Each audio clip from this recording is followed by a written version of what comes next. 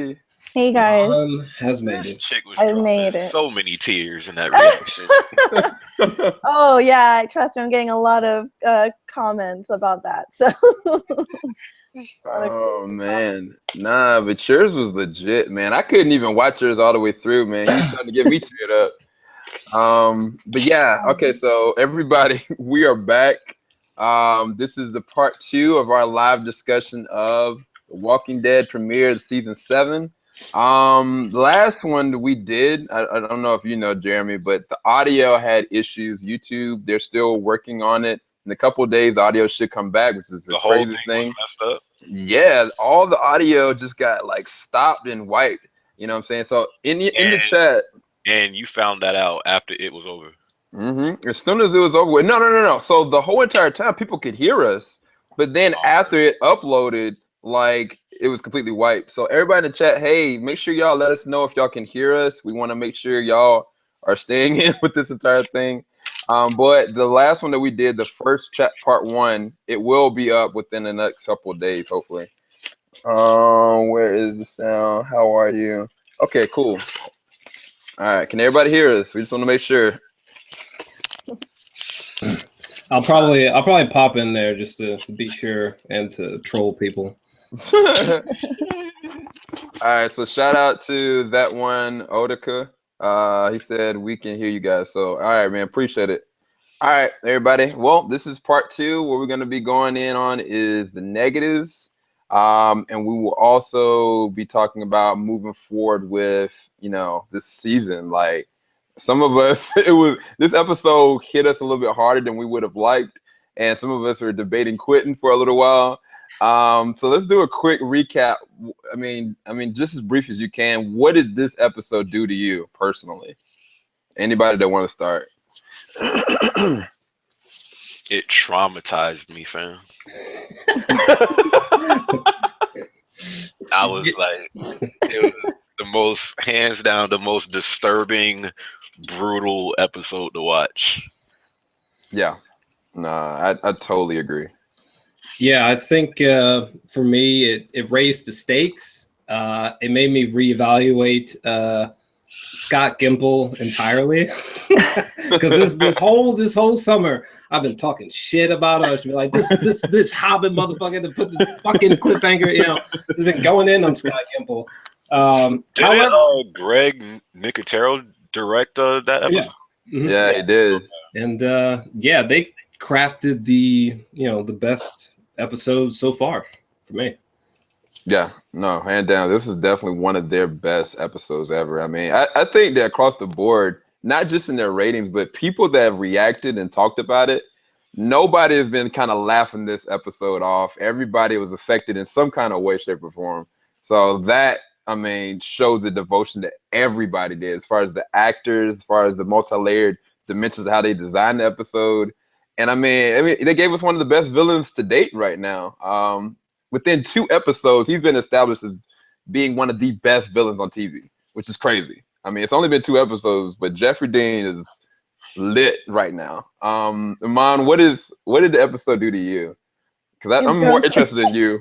Oh no, you saw. I mean, I had a breakdown. I think it was just from I couldn't stop. It was a train wreck.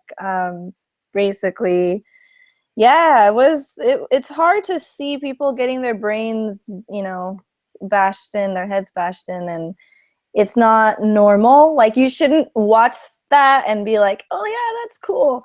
Like, even though we know it's fake, it's like the brain does not understand that what you're seeing is not reality. So it just does something to the brain, and so some people have different reactions to it, So they did they made up for that cliffhanger for sure. 100%. So yeah. Yeah, and then real brief, Jeremy, like you were the one that were kind of like ready to ask the show if it didn't make up for, I did not say that. I never you did. Said I did not. I will go back. You were close. I did not. You were like this. I did not say such words. I said after that cliffhanger, I'm done with Fear the Walking Dead. That's what I said. Oh, Nah, man. no. Because Well- no. Because as soon as that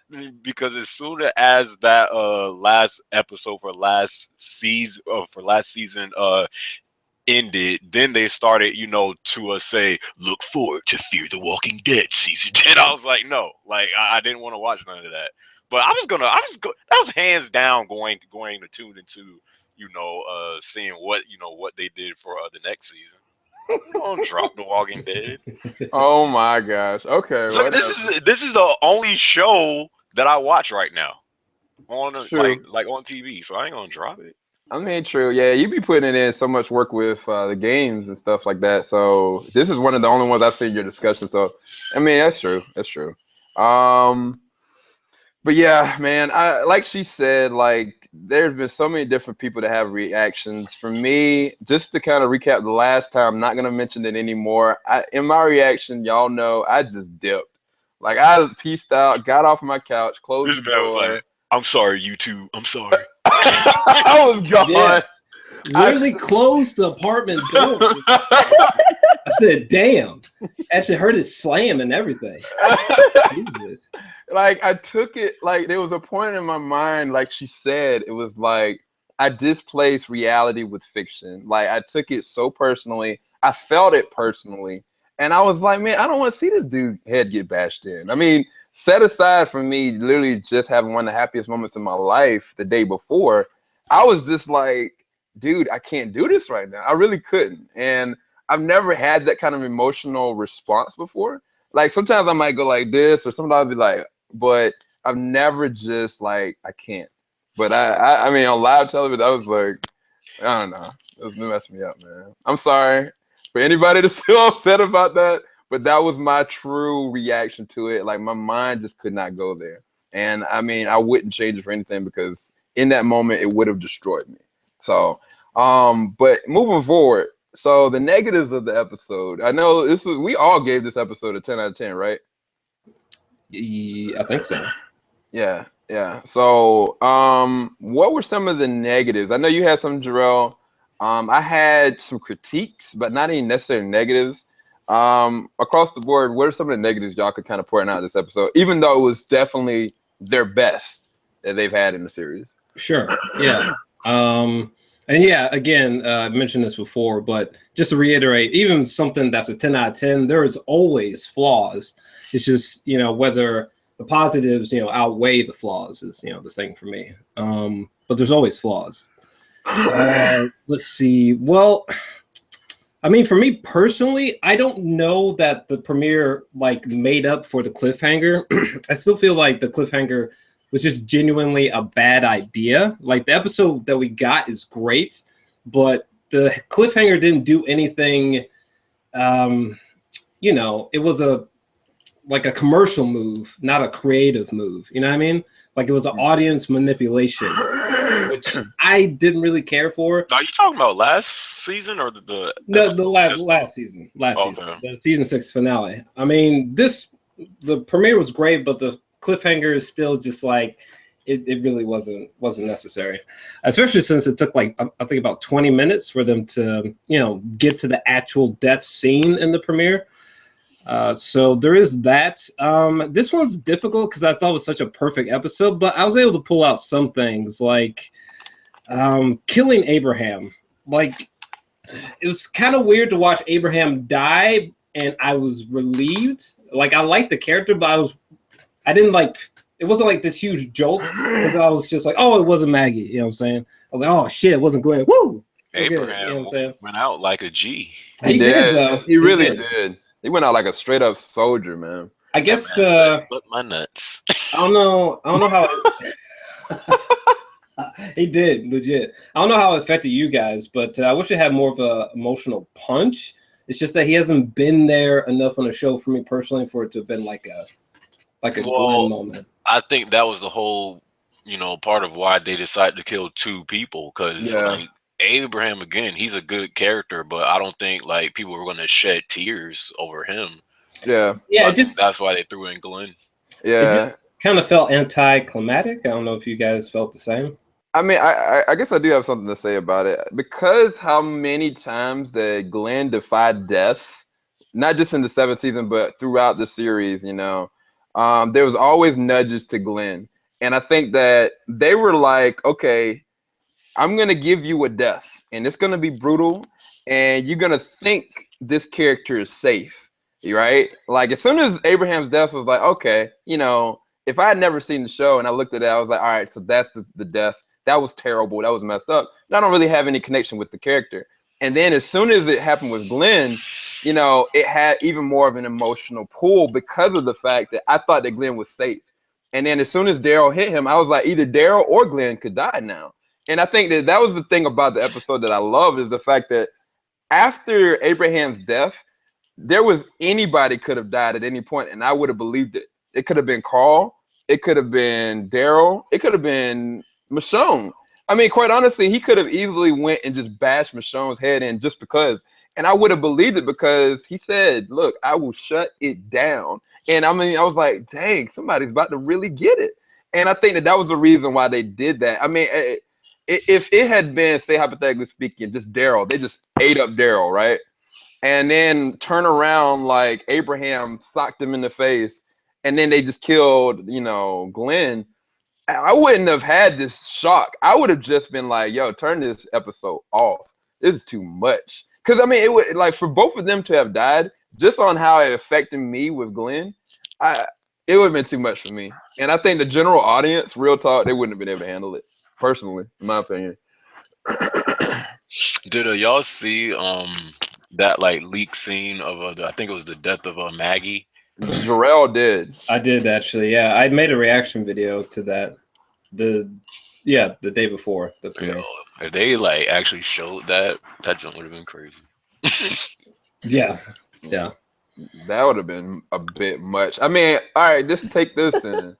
If they would have done that, if they would have killed Maggie first, right, and then just ate up Glenn, yeah, or Glenn first and then axe Maggie. Oh no! I mean, how would y'all have felt? Real talk.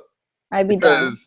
Because I would have been done with the show. Yeah. I wouldn't just been with the episode. Yeah. Why would you be done with the show? Whoa, pause. You would just ended watching the show like that's a wrap? I think I would. Bro. I would. I think I really would. And I'll say why. It's not so much just because it's a female. It's the fact that, all right, you're going to kill, the love of her life. And she's pregnant, right? You know what I'm saying? Like, regardless, we don't know if she's, still pregnant or not, but she got another life in her body. This man is so brutal that he will kill Glenn. And then we get to see on live television, not on like HBO or Primetime or Cinemax, this woman get her head bashed in that's pregnant. Bro, I just, that would have been, I'm sorry. People were starting to complain that they felt that this episode was too violent. Yeah, that was. I've seen that. That was actually. And I'm just thinking, like, what did y'all expect? Like, Negan is like this is really his true introduction. Like, did people expect some, like some fairy tale? Like, this is gonna get nasty. People didn't expect that at all because they haven't read the comics. So no one, if you're familiar with the comics, Glenn dies, that he gets bashed in, know that like it's going to be a huge deal. And so people who had no idea were just like, wait, what? They killed a main character? Yeah, I mean, but then the other thing is like, it's a difference in saying it and hear it from word of mouth and actually seeing it, right? Like me and Jarrell, we did this one live discussion on J Movie News where we went through the comic strip. And we were sitting there looking at this thing, and I told Jarrell, like, dude, I can't watch this.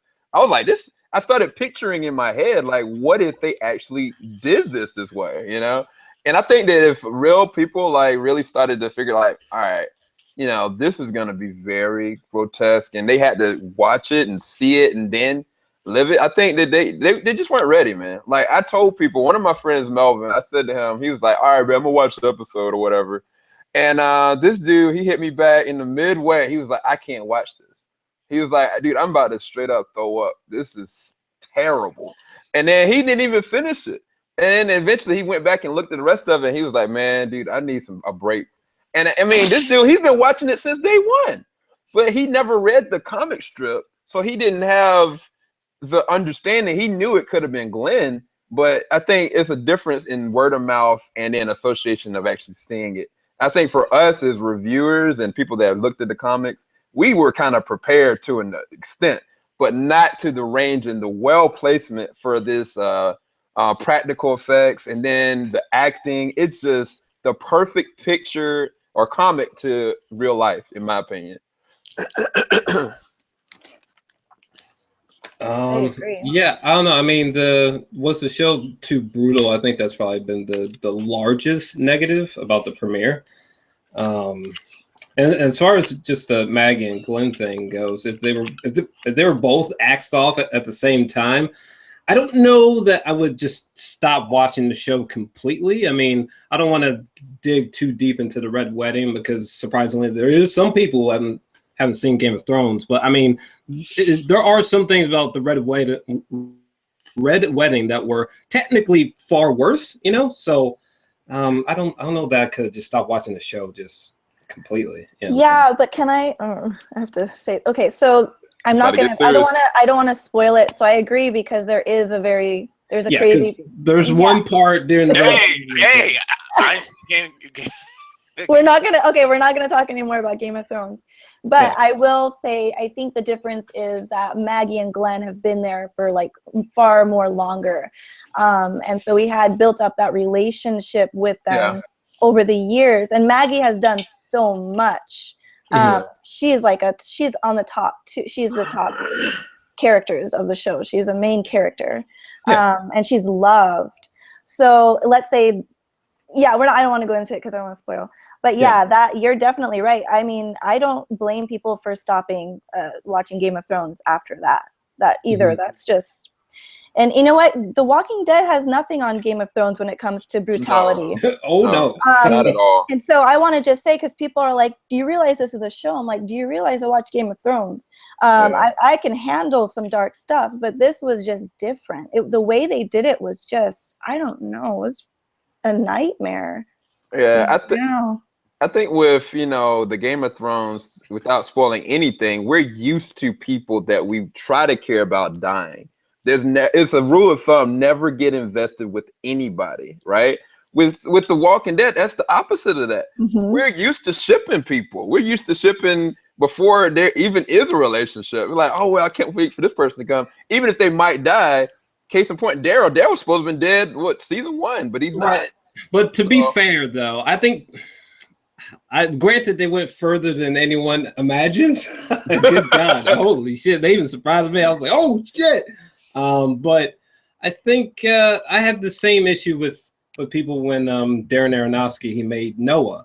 Like, people were like, oh, it's not biblically accurate. It's like, y'all know this is the same man who made Black Swan, right? Yeah. You know what I'm saying? Like, why would you think he was gonna, Same thing with Walking Dead. Like, they've been promoting the hell out of this thing, how he's going to take a barbed wire bat named Lucille and beat someone to death with it. I mean, granted, they might have went further than you imagine, but I mean, let's just get honest. Like, it was going to be bad, disturbing. So, hey. Yeah. But like I said, man, like for non-Game of Thrones fans and for people that are just commonplace to the show, I don't even know that I've actually seen somebody put a bat to somebody's head like that. Like, real talk, like when I really think about all the gore fest movies, maybe some in the 80s and the 90s, I've seen some craziness, but I don't think I've seen those kind of practical effects in a long time. And I think that they executed them so well that people were just surprised by it. So yeah, I mean, it's understandable. I mean, even with what just happened actually in the premiere, people want to stop watching the show. I mean, that's fine, but I mean, some pretty dark shit has happened on The Walking Dead, and people kept trucking along, Like when Carol shot the back of that little girl's head. Oh my God! Lizzie. There's been so many dark moments. I know, like Rick and gang literally going into that compound, like killing sleeping people that they never met prior, that they didn't even know they were innocent or not. They're just like, well, they're probably connected to Negan more than likely. So hey, there's been. Yeah, that was dark. That was very dark. It's just the fact that we are so invested into these, we are so invested into Glenn, and to see the way that they did that whole scene. Like, I think that's what really got to people more than anything. And we were kind of like helpless viewers. We were helpless, just like the cast were. Like they had to witness it, and we had to watch it, even if we want. Like you look at a movie and like, man, I don't want this to happen. No matter how many times you watch it, it's gonna happen. And I think that we were kind of made helpless as the audience, even with looking at it, even with our investments and everything, it didn't matter. Like Negan just took it away from us with his vampire bat. Oh my gosh. Yeah, because even with the season 4 premiere, I mean, that was dark as shit when they were all kneeled over and they were just like slitting people's throats, Yeah. That was 5, sir. Oh, 5. Oh yeah. Yeah, that's true. I forget that so much shit happened in 5, but yeah. Yeah. But just for the sake of time, let's talk about moving forward. What are your expectations? What are y'all's thoughts moving forward? We're gonna end this in less than 6 minutes. 6 minutes. What are my hopes for like moving forward in the show? Yeah, I mean, just on how the first episode impacted you. I mean, I'm more interested in seeing like where Rick goes after this, because pretty much at the ending of that episode, you seen like Rick is pretty much like, I guess I like just have to give in to to what this guy is saying. Is like he got like so humbled by Negan. Is just like I really want to see like how he like now deals with this, and like how and like how the folks like back home go, because if you remember prior to him meeting like him, like I think it was in episode, I think it was 12 or 13 of the last season of the last season. He was saying like, who is Negan to Jesus, and like he was saying to him that they like don't have problems with they don't have problems with confrontation, and how they can take on this guy, and like they had like no fear at all, and they were so cocky. And I think like they really underestimated not just him but his group. So now after seeing what we saw in the last episode, I just really want to see like what like really how like Rick changes, and like how like he deals with this new threat. So yeah, that's gonna be it. Yeah. Jarrell or Amon?